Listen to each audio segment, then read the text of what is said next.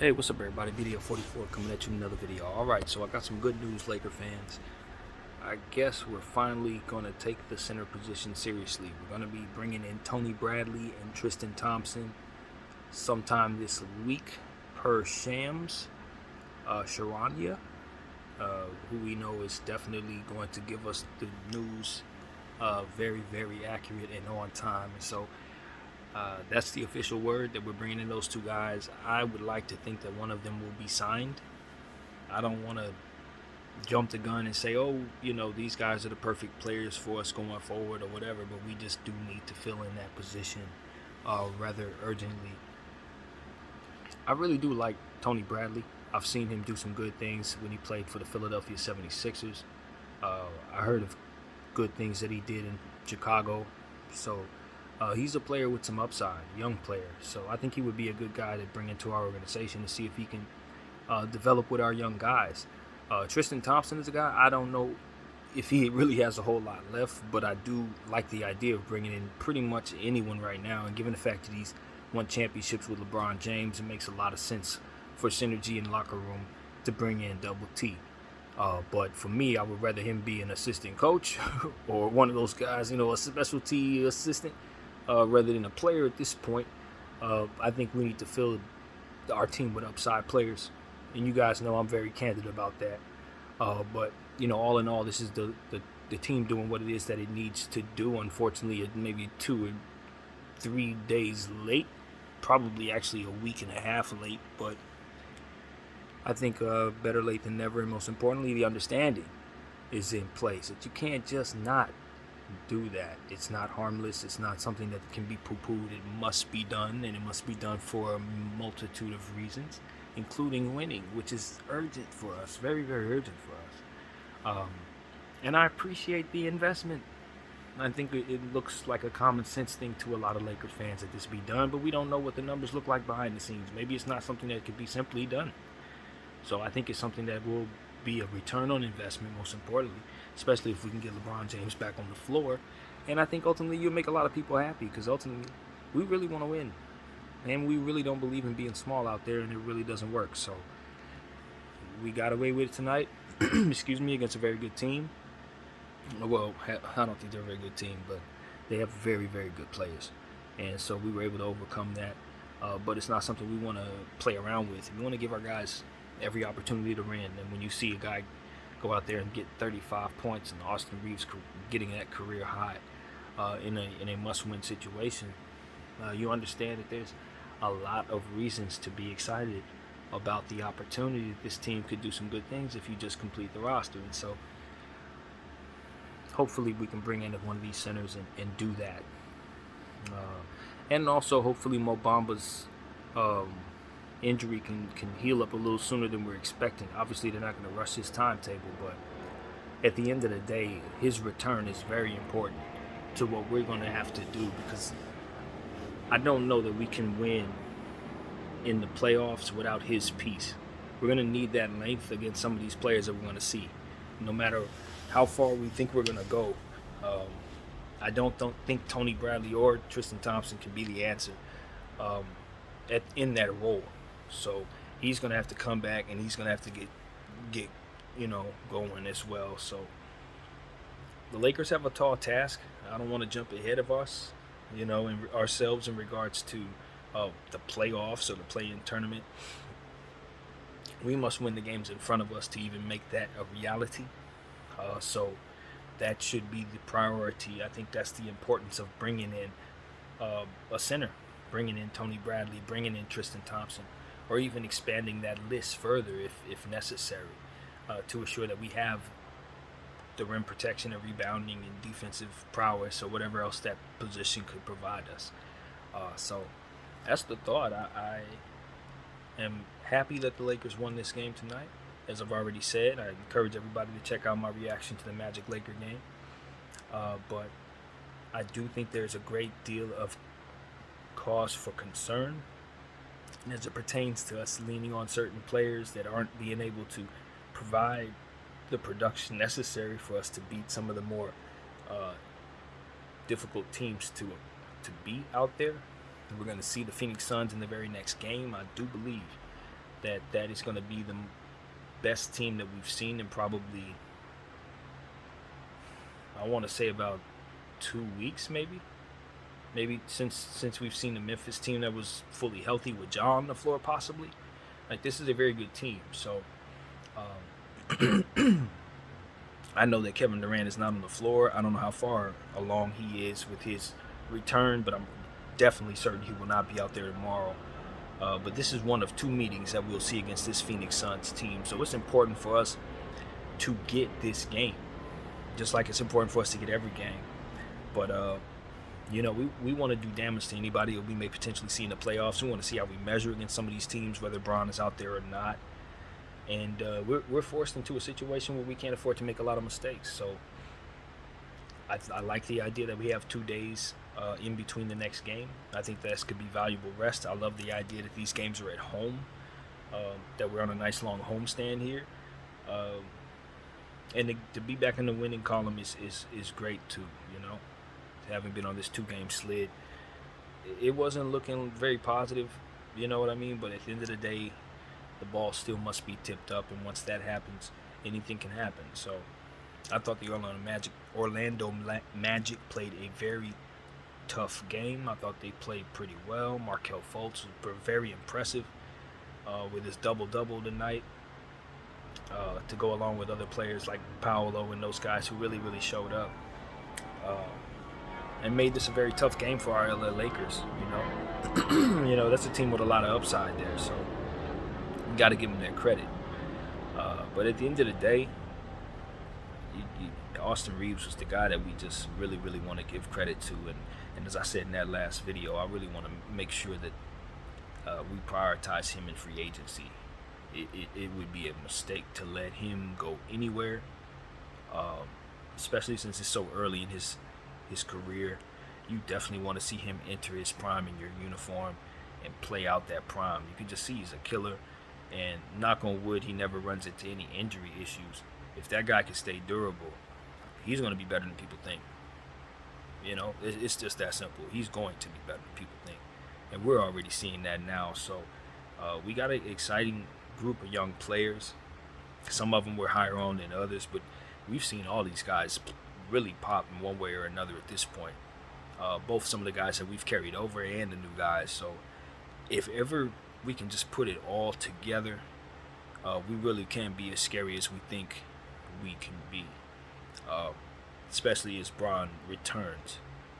This is a dangerous basketball team to the highest order, because at the end of the day, one of the things that I really, really appreciate about the circumstances that we are in is that our role players are being forced to take on bigger roles.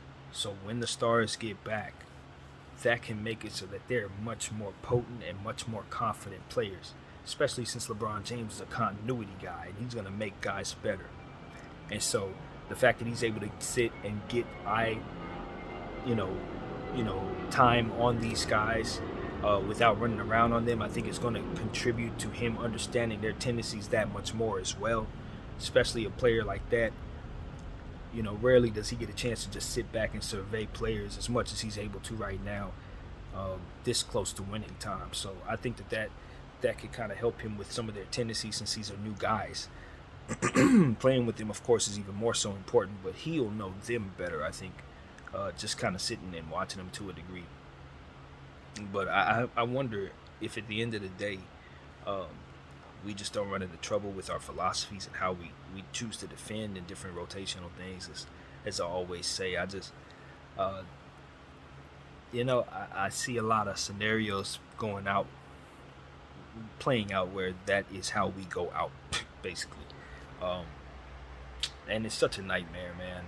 You know what I mean? I've watched so much basketball over the years, with the Lakers particularly, and I've just seen so many seasons go so many different ways, and it's just, when you think you've seen something before and you just hope it doesn't play out the way you think it is, it's that kind of thing. But I also know I can be naturally pessimistic in basketball at times, and I've always found myself looking foolish when I do. I think there's something to be said for courage and hope and heart and all those different things, and sometimes you really can overcome the odds. You can definitely outplay what you see on paper. And so I think that's one of the reasons why I like players that have, uh, the ability to step into confidence, and really show us that they believe in themselves when the pressure gets tight. I think that that's a very serious uh, trait to have on the basketball floor. So when you see that or when you don't see that, it can really be something that you pay attention to. And I think we have glaring glaring examples of both on this roster. Um, and so guys with extreme confidence and guys with confidence issues. And I just think all in all, we just got to find some type of balance with this roster, some type of balance within our approach to these games. I think Dallas showed us just how imbalanced we could be. And I thought that that team was taking on characteristics of the other team that we made before we made the trades. And I heard others say that as well. I wasn't the only one who was perceiving the team that way. So I think that's very curious, and I also think about the way that we lost that game, the Dallas game. Um, I don't remember whose telecast I was watching, but they were able to show us both this loss and the Indiana loss side by side. And it was basically the same sequence, the same circumstance. And it's just like, wow, that to me is one of two things. Either, Jason Kidd, because they were showing us that it was Dallas, obviously, had done homework on that particular game and decided to run a similar play, knowing that it was a weakness of ours. Or we just have a tendency to kind of do the same stuff, you know what I mean? Based on the fact that, as I said in another video, we kind of have the same players who are leading things. You have the same coach and the same superstar. So they're going to have the same tendencies as a team overall because those are the leaders. And so my thing is, that is where we need to kind of focus. It's like, Anthony Davis is going to have to lead us forward. I've been on this case a lot lately. And now I'm saying to him, it's about changing that trait, man.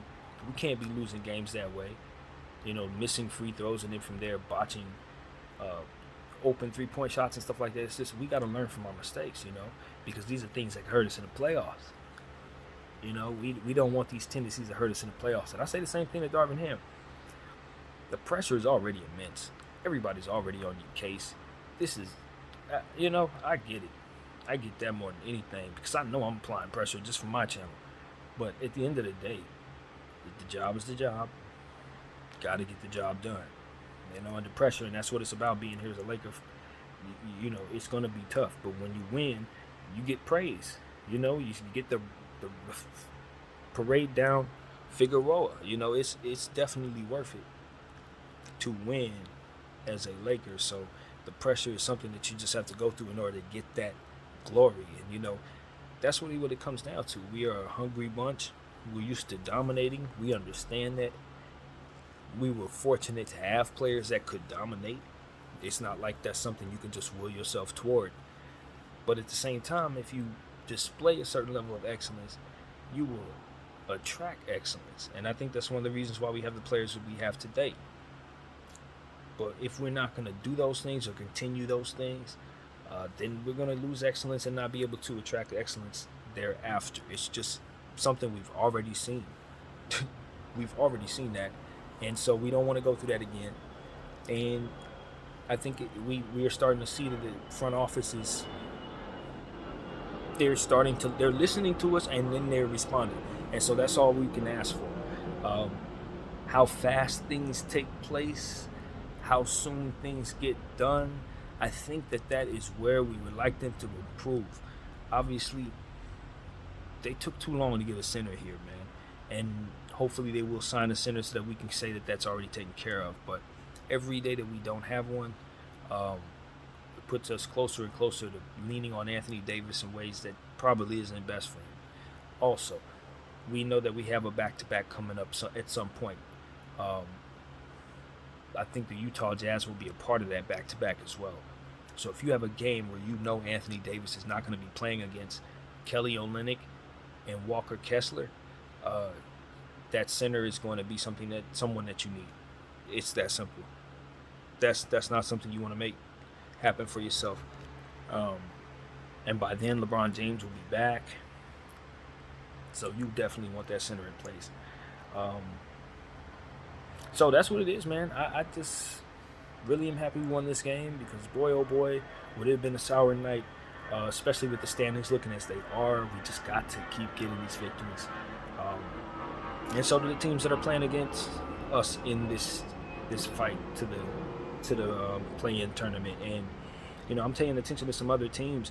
The Golden State Warriors are still losing games, and I am really concerned that they're going to be the ones that's going to fall all the way to 10, man. I really think that. I think that is actually who they are. I don't know that Andrew Wiggins' circumstances is going to allow him to return this season, and I don't think they can win without him. I don't think they can win anything without him. I don't think they can win much without Gary Payton II being at his top shape, and I just don't think he's in that type of shape right now. He's probably going to need another offseason to get into it. So, with the healthy Steph Curry and the healthy Klay Thompson, obviously Jordan Poole's shooting ability, anything is possible. But I wonder if they really need a third splash brother. That's one of the things that's been floating around in my head for the last couple of days. I think they may have too much three-point shooting. I don't know. But nevertheless, that's just something I'm looking at. That maybe if they're looking at things clearly, they may want to actually turn one of those shooters into a different type of dynamic of a player. Simply put, you might want to turn Jordan Poole into somebody else. But you really don't want to do that as an organization. I wouldn't suggest it in regards to your future. But then again, if you get another upside player equivalent to him, just in a different position, in a different way, it might make sense depending on who you're getting. But I wouldn't just give away Jordan Poole. I wouldn't suggest that at all for anybody, any organization. But for me, what I'm saying is Steph Curry, Klay Thompson, and Jordan Poole, what you end up having is not enough defense and way too much three-point shooting, not enough interior attacking. You're just committing too many shots to the three-point arc, in my opinion. And the accuracy is not going to necessarily be there. It's just not going to be there. So it's sort of like I say about us and Malik Beasley when everybody else is hot around him. It's like, do you really need him down there shooting threes? Or wouldn't you rather somebody down there doing the stuff that he isn't doing since the people next to him are hot? And so that's my thinking about the Golden State Warriors. It's like it made more sense when that third player was Kevin Durant, because Kevin Durant was an excellent defender. He was playmaking for you. He was 7 feet tall with the super wingspan. So him at a max contract next to Klay and Dre and all those guys, it made all the sense in the world. But Jordan Poole, nah, he doesn't. Him eating that much of their cap, it don't make as much sense. When you look at their team and how they're constructed, how they're forced to construct their team based on that, no, that doesn't make any sense. And it's like, yeah, you can get rid of Dre. Some may say his contract is the problem, but you remove him and you're much worse defensively, and you have less continuity on top of that. Now you're asking Steph Curry to be more of a playmaker. You know what I mean? You don't want that. Like, you really, deep down, you really don't want to remove Dre from your lineup. Now the things are starting to zoom out, and I'm starting to really see how this team is playing right now. That ain't the player to remove. Nah, that's not who you get rid of. Who they need to get rid of is Jordan Poole. Because they're not going to give away a healthy Klay Thompson. He's a legacy player. Jonathan Kuminga is exactly what you need to keep. You're looking for more of what he is. Nobody's going to even enter the conversation of Steph Curry leaving Golden State. That's people are going to cry over that. So that's not happening. And so, you know what I mean? It's like Jordan Poole's the guy. He's the one. Even though logically you say it's Dre. But if you remove Dre, that thing falls apart. Things get exposed over there that have never been exposed before. And I didn't see that at the beginning of the season, but I see it clearly for some reason tonight. I just see it. You don't want to remove Dre from the Golden State Warriors. You really, really don't. Because you're going to find out that he did a lot more for the Splash Brothers and keeping them from being exposed than we ever would have imagined. once he gets removed. And since he's never really hurt, or a lot of times when he is hurt, they're usually a really, really good team. So they're able to make up for it a lot of ways, but not for too long. You know what I mean? Not for too long. Not extracting him permanently. Oh, no. You had better bring in a Scotty Barnes. Like, seriously. You had better bring in Evan Mobley or somebody who can just make up for that. Completely make up for that in a different way. So that would be my thing. I don't think Jordan Poole's the answer for the Golden State Warriors in the short term, while they're still trying to figure this thing out with the legacy guys. I don't think so, man. His contract looks something like THT's to the Lakers last year to me, only in a much more inflated way. But it's like the young player that's gotten paid but still ain't developed yet to that level. You know, Ben Simmons like stuff. That's what Jordan Poole is. He ain't that yet. He just has the supreme super gift, so that you think you need to pay him like that. Souped up Malik Beasley, more or less. Obviously greater than that. Obviously a great player, but like what I'm saying is that's all he's gonna do for you right now until he develops. He's shoot. Turn the ball over, little stuff like that. But until he turned into a real serious player, which he will, and harness all that talent and turn it into a real perennial all-star, which I think his gift is gonna allow him to do. That's probably not gonna happen while Clay and Dre are down there. Probably not. But that's the thing. It's like they gotta wait for him to develop. It's like, nah. Send him to the Magic, bring yourself back some guys, and kind of move forward with a little more size. They should have never let Wiseman go. But that's what I think they should do. I really think they should do that. Trade him for like Wendell Carter and Bobo or something like that. I'm serious. Because at the end of the day, that contract looked crazy in terms of trying to keep that team together and try to win a champion with that. That's not going to work for me, in my opinion. It's not. And if that trio is not playing for a championship, then what do they stand together for? What are you paying them for? Blah, blah, blah. Are you breaking them up? That's the thing. And if so, do you really think you can get the most value for Dre if you do that? Because moving him is going to get tricky if in that situation. That's the only way to break him up. Then you're going to do what? Moving Clay? I don't know. You really want to move one second greatest shooter ever? Maybe. Like, I don't think that makes any sense in the grand scheme of things. Like, yeah, you may want to break up the Splash Brothers, but then you look at Klay Thompson and you say, are you really trading him? Like, who the heck is trading that piece? Once he goes wherever he's going, it's not like he's ever moving from there again. That's what it becomes. Like, you don't ever move Klay Thompson, not in real life. So then you just like, all right, we're breaking up Dre, right? And then you look over at Jordan Poole and it's like, well, at the end of the day, you got to wait on him, and you already got these two shooters that you refuse to move. And so it's like you're going to keep him there and you're just not going to be good enough. Let them retire and then move him into that spot, as to which what? You're not going to be better then. He's probably going to move on anyway. So it's just like this whole thing is like, look, I see the future here. And it ain't going to lead to anybody doing anything other than moving Jordan Poole at some point. So you might as well just jump ahead of that and move him in the offseason. Bring yourself back a piece that's going to make a lot more sense for the Golden State Warriors to continue to move forward in this legacy finality. That makes more sense to me.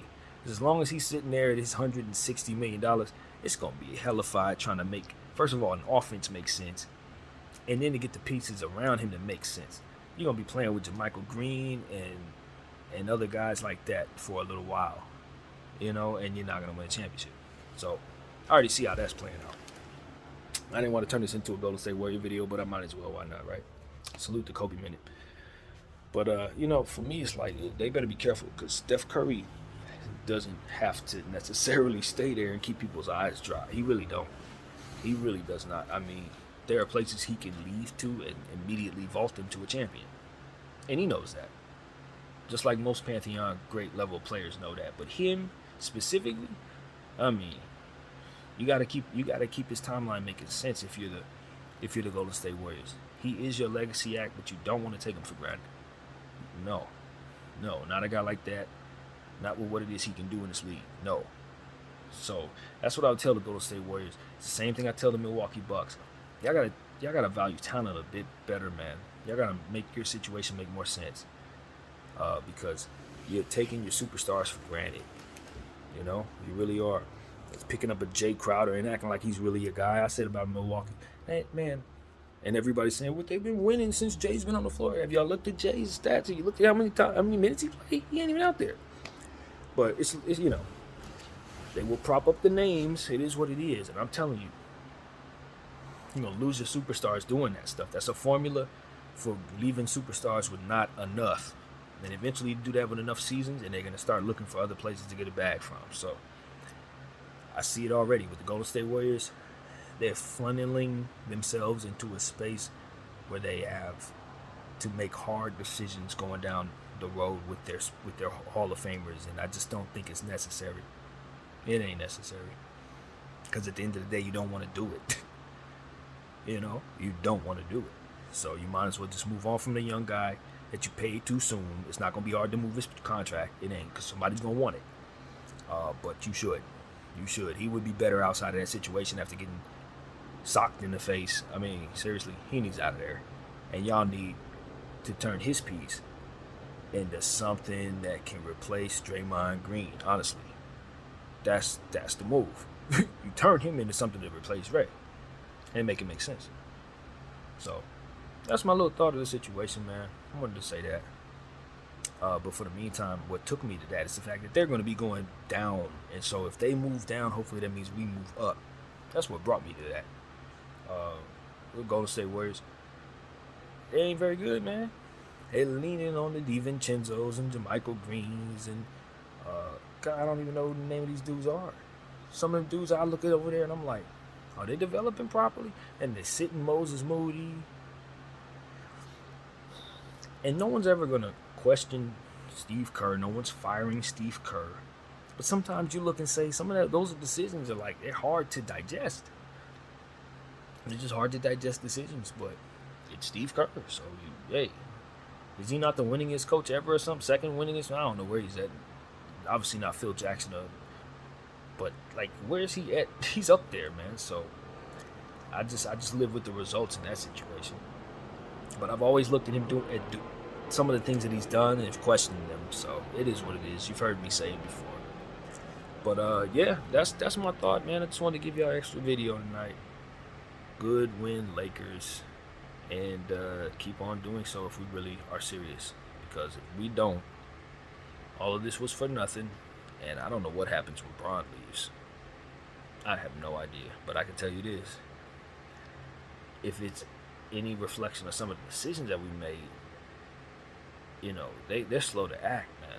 That's what it really comes down to with our front office. Slow to act. They got to make quicker decisions.